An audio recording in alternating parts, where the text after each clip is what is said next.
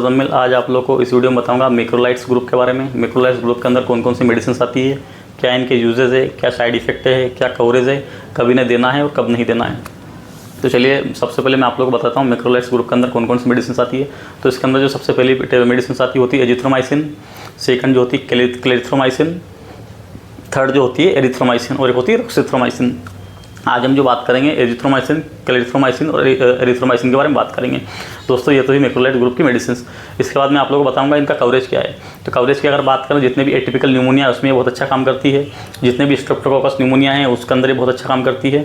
इस atypical pneumonia मतलब जो विथआउट सिम्टम के जो न्यूमोनिया होते हैं जिन्हें हम एटिपिकल न्यूमोनिया बोलते हैं, उसके अंदर इसका बहुत अच्छा रिजल्ट है। और जितने भी क्लेमाइडिया के इन्फेक्शन है उसमें इसका बहुत अच्छा रिजल्ट है। और जितने भी अपर रेस्पिरेटरी ट्रैक्ट के इन्फेक्शन है और ईएनटी के इन्फेक्शन उसमें इसका बहुत अच्छा रिजल्ट है। जैसे राइनोसाइटिस, साइनोसाइटिस, ईएनटी के इन्फेक्शन, अपर रेस्पिरेटरी ट्रैक्ट के इन्फेक्शन सब में से दी जाती है। उसके बाद एक बीमारी होती है, एक बैक्टीरिया होता है, इसे हम बोलते हैं माइकोबैक्टीरियम एवं कॉम्प्लेक्स। ये एक नॉन ट्यूबरकुलर माइकोबैक्टीरियम क्लास का बैक्टीरिया होता है, इसमें भी इसका बहुत अच्छा रिजल्ट है। दोस्तों ये तो बात हुई इसके कवरेज की।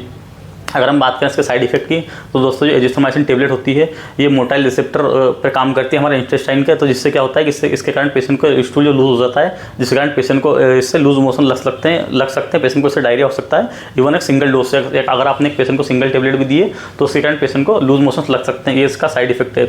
लेकिन इसका एक गुड इफेक्ट भी है। जो हमारी एरिथ्रोमाइसिन टेबलेट है मैक्रोलाइट ग्रुप की, वो क्या उसका एक बहुत अच्छा रिजल्ट है गैस्ट्रोप्रेसिस के अंदर। जो पेशेंट गैस्ट्रोप्रेसिस जिन्हें होता है, गैस्ट्रोप्रेसिस मतलब जिन मरीजों को लंबे समय से कॉन्स्टिपेशन बना हुआ रहता है, तो कॉन्स्टिपेशन जिस मरीज को बना रहता है तो उसे एरिथ्रोमाइसिन टेबलेट प्रेस्क्राइब की जाती है।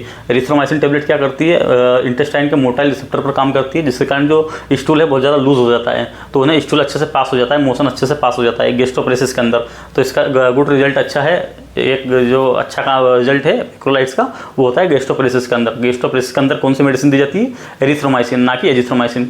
तो दोस्तों ये तो बात हुई हमारी एजिथ्रोमाइसिन के साइड इफेक्ट के बारे में। अगर नेक्स्ट इसके साइड इफेक्ट की बात करें तो इससे क्यूटी प्रोलंगेशन होता है। जिस तरह से फ्लोकुलोन्स ग्रुप की मेडिसिन से क्यूटी प्रोलंगेशन होता है, उस तरह से मैक्रोलाइट से भी क्यूटी प्रोलंगेशन होता है। वहीं अगर हम बात करें एजिथ्रोमाइसिन के और क्या यूजेस है, तो दोस्तों इसका जो अच्छा जो है इसका ओरल एब्जॉर्प्शन बहुत अच्छा है, गुड ओरल एब्जॉर्प्शन है। अगर 500 mg की टेबलेट हम पेशेंट को दे रहे हैं 500 mg की, तो बॉडी के अंदर 500 mg एब्जॉर्ब हो जाएगी और 500 mg बहुत अच्छे से काम करेगी और पेशेंट को बहुत जल्दी रिलीफ मिलेगा। इसके बाद जो इसका डोज की बात करें तो ये वंस डेली डोजिंग में दी जाती है, दिन में एक ही बार दी जाती है 500 mg की गोली या फिर 250 mg की गोली। इसके बाद इसके हाफ लाइफ की बात करें तो लॉन्ग हाफ लाइफ है इसकी 68 आवर की। अगर आपने पेशेंट को एजिथ्रोमाइसिन टेबलेट आज दी है तो उसका 68 आवर्स तक, 68 घंटों तक उसका बॉडी के अंदर इफेक्ट रहेगा, वो ब्लड के अंदर चलती रहेगी।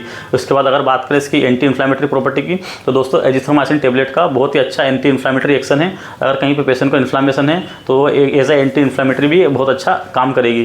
तो एजिथ्रोमाइसिन टेबलेट का एंटी इन्फ्लेमेटरी एक्शन भी है। अगर बात करें इसके कार्डियक इफेक्ट की, साइड इफेक्ट की, तो दोस्तों इसका कार्डियक साइड इफेक्ट और GI side effect, less cardiac side effect और लेस जीआई साइड इफेक्ट इसका, तो इसलिए हम कार्डियक पेशेंट में भी और गैस्ट्रिक पेशेंट में भी इसे दे सकते हैं, क्योंकि इससे पेशेंट को बहुत ज़्यादा लूज मोशन नहीं होगा। उसके बाद बात करें इसके ब्लड कंसंट्रेशन की, तो एजिथ्रोमाइसिन टेबलेट का हाई कंसंट्रेशन है ब्लड का अंदर। ये क्या करती है, ब्लड के अंदर चली जाती है, न्यूट्रोफिल के अंदर एब्जॉर्ब हो जाती है और ब्लड के अंदर 68 आवर तक घूमती रहती है और बॉडी के अंदर बहुत अच्छा इसका एब्जॉर्प्शन है। तो दोस्तों ये तो ही एजिथ्रोमाइसिन टेबलेट के बारे में कुछ खास बातें। अगर बात करें इसके डोजेस के बारे में, तो एजिथ्रोमाइसिन जो टेबलेट होती है 250 mg हम ओडी देते हैं, 250 mg से 500 mg ओडी तक दे सकते हैं। और इसे कितने दिन तक देना है, तो 3 से 5 दिन तक हम इसे देते हैं। 3 से 5 दिन तक क्यों देते हैं, क्योंकि एजिथ्रोमाइसिन जो टेबलेट है इसका सिंगल डोज भी बॉडी के अंदर 68 आवर तक काम करेगा। अगर पेशेंट को हमने 3 दिन दिए तो 3 दिन की टेबलेट जो दिए वो 7 से 8 दिन तक बॉडी के अंदर काम करेगी। तो 3 दिन देना आपके 1 हफ्ते तक एंटीबायोटिक देने के बराबर होगा। तो इसलिए एजिथ्रोमाइसिन टेबलेट का ओरल एब्जॉर्प्शन बहुत अच्छा है और इसकी हाफ लाइफ भी बहुत ज़्यादा है।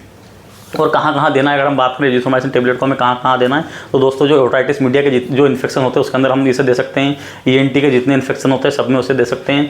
जो अनकॉम्प्लिकेटेड टाइफाइड होता है, जो टाइफाइड फीवर होता है, उसमें भी इसका बहुत अच्छा रिजल्ट है। टाइफाइड फीवर के अंदर इसे 1000 mg की टेबलेट 1 ग्राम को आपको दिन में एक बार देना है 5 दिन के लिए या 7 दिन के लिए, 5 से 7 दिन तक अनकॉम्प्लिकेटेड टाइफाइड में भी इसे आप दे सकते हैं। इसके बाद जो एक्नी होते हैं, एक्नी वाले पेशेंट जिन्हें पिंपल्स हो जाते हैं, चेहरे पर एक्नी हो जाती है, उसमें भी इसका बहुत अच्छा रिजल्ट है। और अनकॉम्प्लिकेटेड टाइफाइड में तो है ही है। साथ में इसका जो रिजल्ट है एटिपिकल न्यूमोनिया में बहुत अच्छा रिजल्ट है।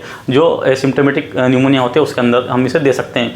वहीं अगर हम बात करें एम्पेरिकल थेरेपी के यूज़ में, एम्पेरिकल थेरेपी मतलब जो फीमेल्स पेशेंट होती है उन्हें वेजिनाइटिस हो जाता है, सर्विसाइटिस हो जाता है, वाइट डिस्चार्ज की प्रॉब्लम होती है, ये जितने भी जो फीमेल्स की प्रॉब्लम होती है, मेल में गोनोरिया हो जाता है, उसके अंदर मेल में बीमारी होती है इसे केनक्रोइड बोलते हैं, जिसमें पेनिस पे ऊपर ग्लैंड के ऊपर एक फुंसी टाइप हो जाता है, स्वेलिंग टाइप फॉर्मेशन हो जाता है, उसके अंदर भी इसका बहुत अच्छा रिजल्ट है। तो एम्पिरिकल थेरेपी में अगर बात करें तो इसकी 1000 से 1200 mg की टेबलेट आती है जो सिंगल डोज में दी जाती है, उसका बहुत अच्छा रिजल्ट देखने मिलता है। वेजिनाइटिस में, सर्विसाइटिस में, PID के इन्फेक्शन में, और जो हमें वाइट डिस्चार्ज होता है उसमें भी इसे देते हैं। इसके बाद लीजोनेला के जितने भी इन्फेक्शन होते हैं, लीजोनेला डिजीज जितनी भी होती है, मतलब जो AC में बैठने के कारण होती है और तालाब में नहाने के कारण होती है। AC में बैठने के बाद खांसी चालू हो जाती है, अपर रेस्पिरेटरी ट्रैक्ट के इन्फेक्शन चालू हो जाते हैं, तालाब में नहाने के बाद ओटाइटिस मीडिया होता है, कान से पस बहने लगता है, कान बहने लगते हैं, ब्रीथलेसनेस होने लगती है, कफ होने लगता है। तो जितने भी लीजोनेला के डिजीज़ होती है उसमें भी इसका बहुत अच्छा रिजल्ट है। तो दोस्तों इस तरह से हम एजिथ्रोमाइसिन टेबलेट पेशेंट को देते हैं और ये इसके यूजेस हैं और साइड इफेक्ट मैंने आपको बताएं।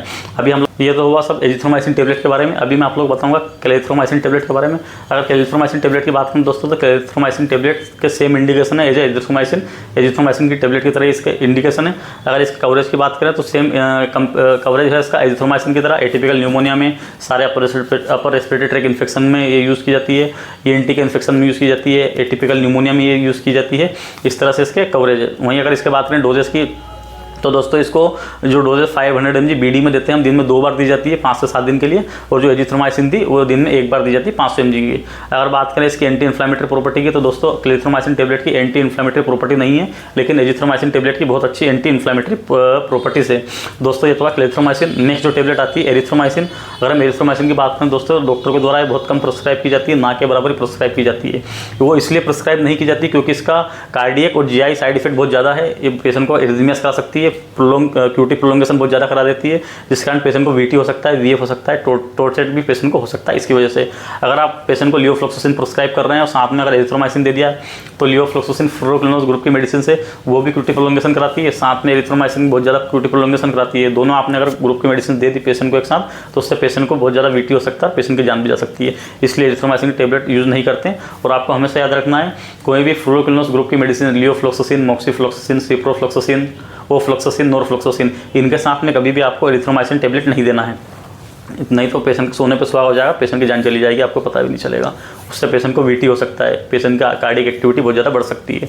तो ये आपको ध्यान रखना है। अगर आपको देना है लियोफ्लोक्सासिन, मॉक्सीफ्लोक्सासिन के साथ कोई मैक्रोलाइड तो आप उसमें एजिथ्रोमाइसिन दे सकते हैं, क्योंकि एजिथ्रोमाइसिन लेस QT प्रोलोंगेशन कराता है एज कम्पेयर टू एरिथ्रोमाइसिन। तो लियोफ्लोक्सासिन के साथ एजिथ्रोमाइसिन दे सकते हैं, लियोफ्लोक्सासिन, मॉक्सीफ्लोक्सासिन के साथ आप एरिथ्रोमाइसिन नहीं दे सकते, आपको नहीं देना है। अगर आपको एरिथ्रोमाइसिन देना है बहुत ही अच्छा है, जिसका जो यूजेस है वो है गैस्ट्रोपेरेसिस में। गैस्ट्रोपेरेसिस मतलब जिन मरीजों को लंबे समय से कॉन्स्टिपेशन बना रहता है, पेट साफ नहीं होता, उसके अंदर ही बहुत अच्छी ड्रग है, अच्छी प्रूव की गई है। गैस्ट्रोपेरेसिस में इसका बहुत अच्छा रिजल्ट है। गैस्ट्रोएंटरोलॉजिस्ट जो होते हैं उनके द्वारा ये प्रिस्क्राइब की जाती है। उसके अंदर पेशेंट को महीना भर भी चलाती है कंटिन्यू, इससे पेशेंट को बहुत अच्छा रिजल्ट देखने मिलता है। इसके बाद बात करें इसका ओरल एब्जॉर्प्शन की तो इसका ओरल एब्जॉर्प्शन बहुत ही पुअर है एज कम्पेयर टू एजिथ्रोमाइसिन और क्लेरिथ्रोमाइसिन। इसके बाद अगर इसके हाफ लाइफ की बात करें तो इसकी बहुत ही शॉर्ट हाफ लाइफ है, 1 to 2 आवर्स ही इसकी हाफ लाइफ है। तो दोस्तों ये तो हुआ हमारा मैक्रोलाइड्स ग्रुप के बारे में। आज मैंने आप लोगों को बताया क्या यूजेज है, क्या साइड इफेक्ट है, कब देना है, कब नहीं देना है। दोस्तों अगर ये वीडियो आप लोगों को अच्छा लगा हो तो वीडियो को लाइक जरूर करें और चैनल को सब्सक्राइब करना ना भूलें। Thank you.